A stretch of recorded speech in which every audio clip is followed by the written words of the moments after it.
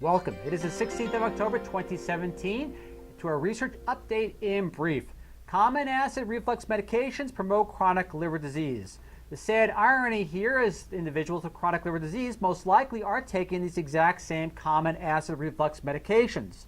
To proceed forward, approximately 10% of the general population take a protein pump inhibitor, PPI for short, drug to block stomach acid secretions and relieve symptoms of frequent heartburn, acid reflux, and gastroesophageal reflux disease.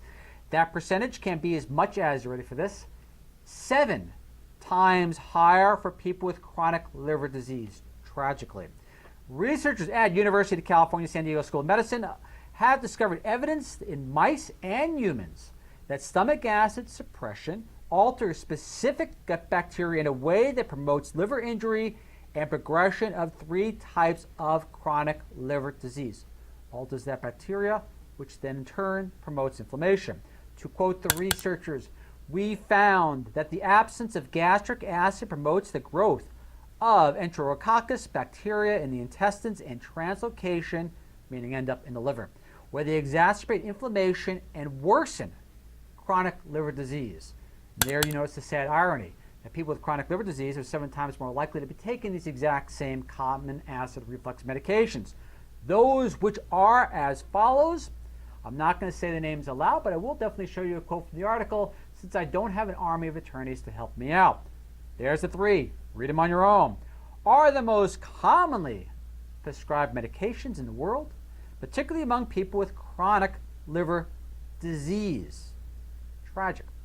The researchers noted that PPI intake among these patients increased stool concentrations of Enterococcus. What's more, they were looking at alcoholics, by the way. What's more, the 10-year risk of a diagnosis of alcoholic liver disease, now keep these numbers in mind. I'm going to show you an example of something in a second, was 20.7% for active users of PPIs, 16.1% for previous users. So even though they stopped using it, it still had a negative impact on the liver. And 12.4% for never users. Now keep in mind, you're going to see a number here, which means that just using what's called a risk difference. We're going to explain the number a little bit more in detail in a second. In other words, the rate of liver disease in people who chronically abuse alcohol was 8.3% higher for those who actively use these antacids compared to those who never use the acid-blocking medications.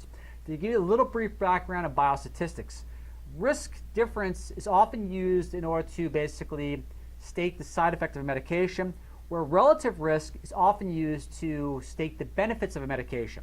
So not to play down the numbers, we want to use relative risk here to give you more of an impact of how significant this increase is.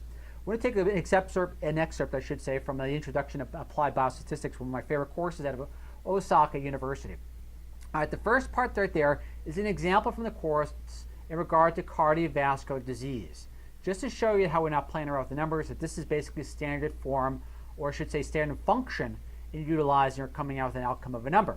Now, let's take our numbers from this particular thing and use the exact same thing, relative risk, as opposed to 8.3%, which was the risk difference. All right, so 10-year risk of diagnosis of alcoholic liver disease in those that drink, 20.7% for active users of PPIs or these antacids, compared to 12.4% that never use the acid-blocking medications themselves. So you throw those numbers into the function as is, 20.7% divided by 12.4%, yielding you a 67% increase. And that's relative risk, not using something else called odds ratio if you want to make it sound dramatic. All right, with that in mind, let's go to the abstract itself, just to give you even a better understanding of how bad these PPIs affect the microbiome. The abstract being gastric acid suppression promotes alcoholic liver disease by inducing overgrowth of intestinal Enterococcus. Now keep in mind, the primary outcome was in regard to chronic liver disease. Does not mean there's a lot of different what they would call secondary outcomes, which means it could affect other parts of the body, which they may want to look at later on. So we're looking at primary outcome, and this is chronic liver disease. So looking at the abstract chart here, you see a little graph which explains a little bit more in regard to how much impact that the antacids have. Look at that huge spike after 10 years. Well, check this out. You see a little bar and whisker chart right there. Look at the bacterial difference in those that take antacids, or I should say protein pump inhibitors, as compared to those that don't. That is a fold change. That is incredibly dramatic in the population of Enterococcus bacteria in the gut of individuals who take these gastric acid blockers as opposed to those that do not. This is a really, really, really important piece of research considering how common this medication is and how many people that have chronic liver disease are actually taking medications which can make it much worse. Again, I hope you find this information of use. Now, I don't want to scare anybody here. There are other alternatives out there. Work with your medical professional. However, though, thank you very much for listening. Look forward to seeing you all again in 7 days. And again, before you change any programs, wherever it is, use the abstract, use your DOI, bring the information to your medical professional or doctor in any way. Keep in mind, these are kind of bad, not so good on the liver. Again, Ralph Channel signing off. Thank you very much for listening once again. DOI citations, everything will be listed, so you can research the information on your own as well. Catch you then. Bye.